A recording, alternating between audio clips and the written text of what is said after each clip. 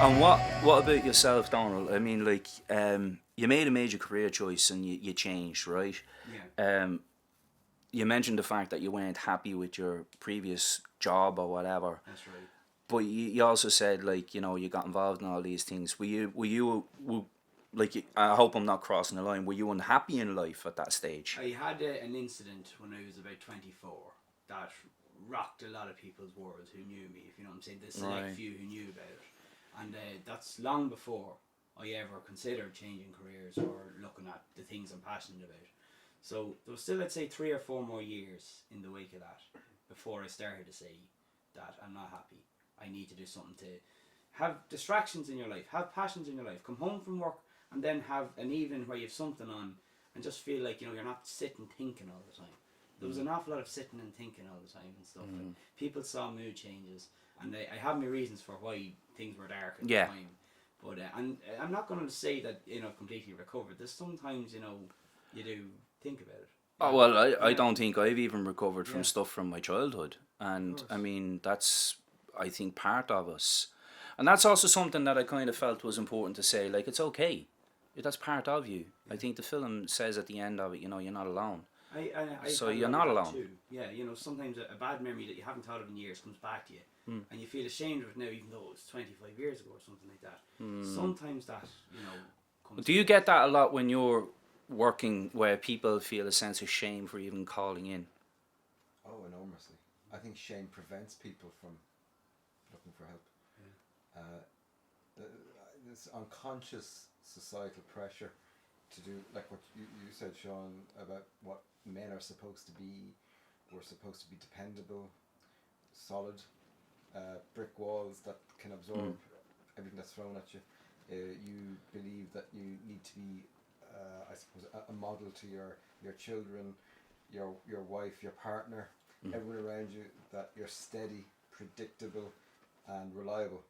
And as you said, that there would be a fear, I would say, amongst men in the modern era, that any kink in that armor is a sign of potential weakness.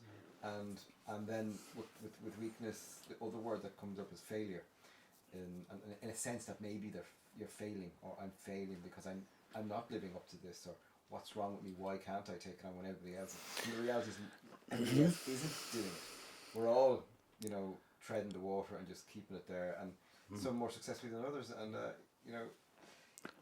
in any situation, if you need assistance, I would say take it. I mean, for whatever you need. I mean, you won't build a building using the wrong tools. You'll go and get the right ones to do the job. So if you want to be solution focused, that's go and get the right tools. Yeah. That means go and get the help that you need, whatever that is. If it's the right drill, the right hammer, or if it's the right professional. I think sometimes that's a journey for people, though. I don't think they necessarily always get the right. Like, it's not a first time hit, if you like. It's kind of like, sometimes, I know for myself personally, it took a few iterations before I got to the right help. And There's no magic solution. no, there isn't. And I mean, like, they've spoken many times, people on this podcast who have been through personal experiences where they've said that, we go to the GP when we feel ill physically, but we don't go to the GP when we feel ill, or when we feel unwell, if you like, or down or whatever.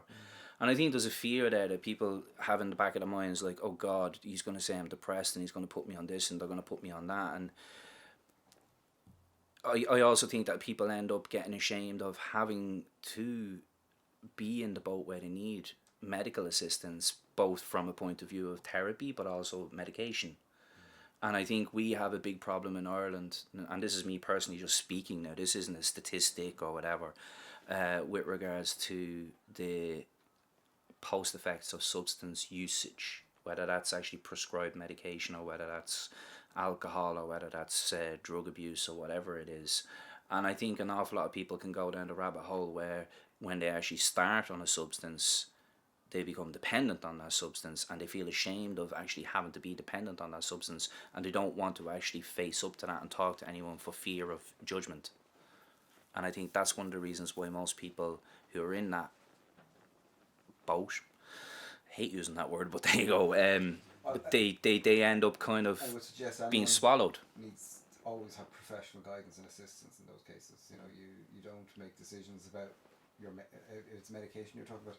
You always have your GP on board with that. You know, people shouldn't stop taking medication or deviate from whatever the treatment plan is without proper professional guidance, and because there can be, you know, unintended consequences to doing things like that, and your opinions about it should be conveyed to whoever you're working with. So if you're working with your GP, if you've got concerns about those things, talk to them about it, and they'll explain them and help you through it. But definitely, I should actually just point out though that what you're saying here is coming from what you're actually saying right now is coming from a qualified point of view, because you are actually qualified in that field. So well, I'm not medically qualified, so I would say I'm not qualified. Right. But what I'm saying is I'm not qualified, and I certainly wouldn't hold out to be. But no, most people aren't, and so what I'm saying is talk to someone who is qualified. You know, start with your doctor, and they'll guide you where you need to go, and convey to them what issues you have, or if you've got concerns. But it's a very murky situation. yeah.